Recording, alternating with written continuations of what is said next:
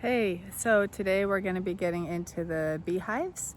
We are going to do a mite check on both colonies, and we're going to see how the honey production's going to figure out if we should be harvesting our honey soon. So for our mite check, I have this Varroa Easy Check thing. I finally splurged and purchased one for the second year of beekeeping. I think it was like 20 bucks on Amazon. I'll put the link in the description, but it just makes it so much easier.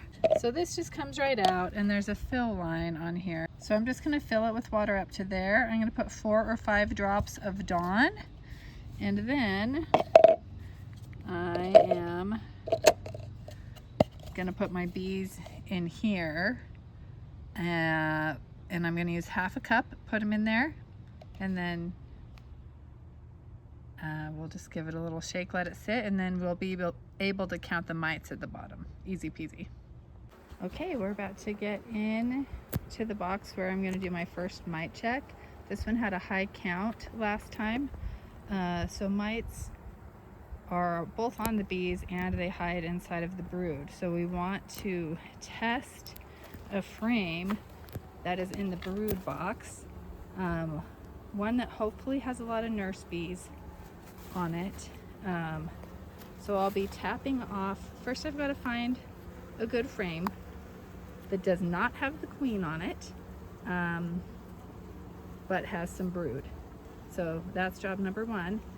And then I'll be tapping that off into this bucket.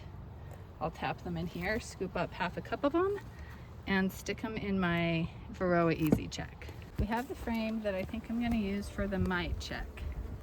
So this has a good amount of old brood, a little bit of larvae, and I don't see any eggs.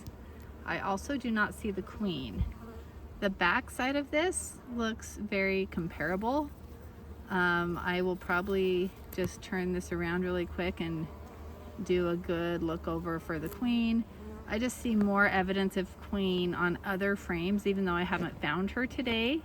There are many frames that have a good amount of eggs, and there are a few frames over from this one. So I think this one is going to be our sacrificial frame, sadly. Okay, I'm sticking the frame in the bucket.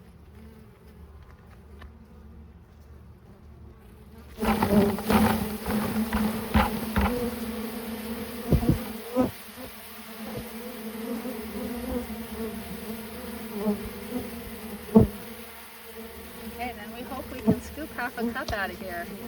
Clearly this bucket's not clean, and that is not going to work to my advantage. You see those guys in there? So here we get half a cup. Scoop them up. Tap them in my Varroa check. Stick the lid on. I'm going to say I got maybe less than 300 in that one. Understandably, that stirred them up a little. Okay, so we're just gonna kind of swish it a little. Hello, friend. Okay, I had to do a second mite check on the first box because of the dirt in the bucket, making it really too hard to tell. See, and it's still dirty down here, but most of that is on the outside of this. I'm gonna say that's like 2 mites possibly, which is way down from the 7 we had before 2 treatments. So I think this box is looking good. So basically what we found out today was that they both have a pretty low mite count right now. So I'm not going to continue any mite treatments. So I'll probably wait until mid to late September, early October, maybe mid to late September to start doing mite treatments for both of them, so we can go into the winter with a low mite count.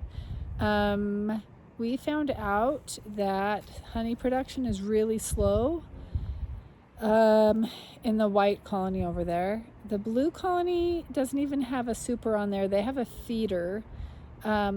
I did really see that their population is pretty low, but the queen is laying more. She kind of had a slowing down period. And so the population is low right now, but I think it's going to go back up to normal so they can be a stronger colony before winter. I definitely want to keep feeding them just to help take some stress off. The white colony seems to have plenty of resources. They've got one super that is like overflowing with honey. I can't wait to harvest it. And they're barely doing anything in the top one. So I'll probably harvest honey in like the next week or two. So, all right, adios.